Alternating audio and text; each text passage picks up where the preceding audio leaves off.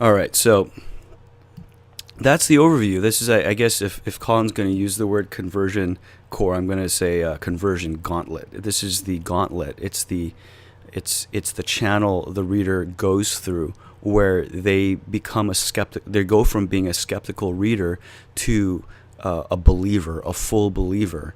And it's not believing in my idea. It's not believing in the idea of the product. It's not even believing the developer.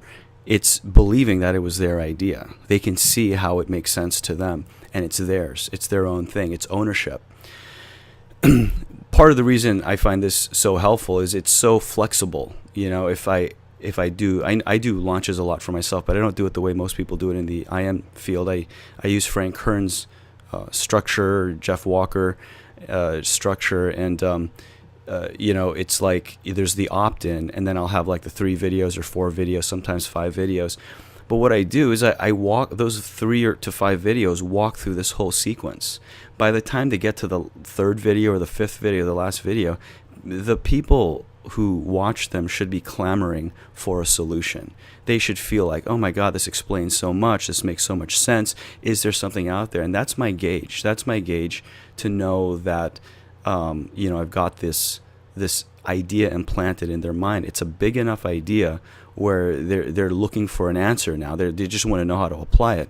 And then it simply becomes a matter of me sending an email and saying, yeah, I'm going to do a webinar and I'll tell you how you can apply it right now. And then I release the product. And, it sells really well. But by that time, the sales letter, the copy doesn't even have to be that good. It doesn't even have to be that long. It's because all of this was done prior to that, and it built that, it implanted that level of desire. And not only that is the idea of the customer. And email sequences, it's like going through this email sequence.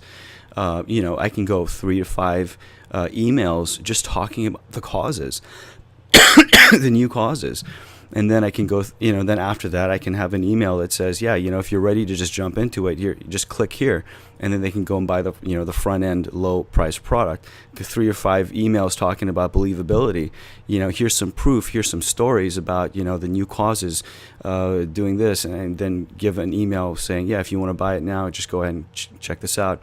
And then I can talk about naming it and all this kind of stuff. And I can create several little mini sequences here, which can last, quite a while. And I can make a lot of sales, and I do make a lot of sales when I apply this in the niches that I'm in. And it's just the same thing. And, the interesting thing is the copy that I use doesn't have a lot of like salesy type of language. It's very, very like point blank. It's almost even a little bit educational. And there's a lot of times where I'm telling people not to buy, and I'm saying this is not for you, and this and that. This is only for certain types of people. It's almost like the antithesis of sales. And you're breaking all the rules of good copy, quote unquote, but it works even better. And, part of the thing is Eugene Schwartz and Gary Benzavinga, they both said, it's like, man, we're trying to do everything we can to stop this from feeling and sounding like an ad. And this is one of the ways. There's a deeper architecture to good copy. It's not the words. You can wordsmith a piece of shit. You know what I mean? You can wordsmith a turd, but it's still a turd, And when you have really incredible copy that lasts for 10 years, 20 years, I mean, I've had copy that didn't last that long, but it lasted for years in the form of newsletters, in the form of yellow page ads, in different forms when I used to write for doctors and attorneys and other experts and things like that. And it was always creating a very creative new concept and putting drama around it. And when people read it, it's not a sale anymore. It's something they they're entertained by, they're riveted by, and they want to share it with other people. Now, when you have really good copy, I wasn't referring to mine, but I'm talking about the legends, and they have these sales letters that just keep converting for years and years and years. You can read the words, but you want to understand the architecture underneath the words. Like, what are these sentences doing? And I can show you examples. I'll pull up some ads and I'll show it to you in the next video. But, when people are trying to swipe copy, they don't swipe well because they don't understand the deeper architecture of persuasion that is lying unseen between the lines. And this is what I'm showing you. Pretty much all the legendary sales letters have these elements in there. Now, one last thing before I end this segment of the video is sometimes you're limited. You're limited in space if you're doing a space ad, or you're limited in words when you have to fulfill a certain space or something like that. So if you have to choose between one or the other, choose this one. Choose the mechanism. Because if you introduce a new mechanism, then it implies a new cause. If it implies a new cause, and I'll show you an example with John Carlton's ad. But if like Dyson is another thing, you don't have to go spend a lot of time talking about how frustrating it is that you have to replace your bags with vacuum bags with expensive replacement parts, and that you keep losing suction, that it's a pain in the butt. You don't have to go into a lot of that.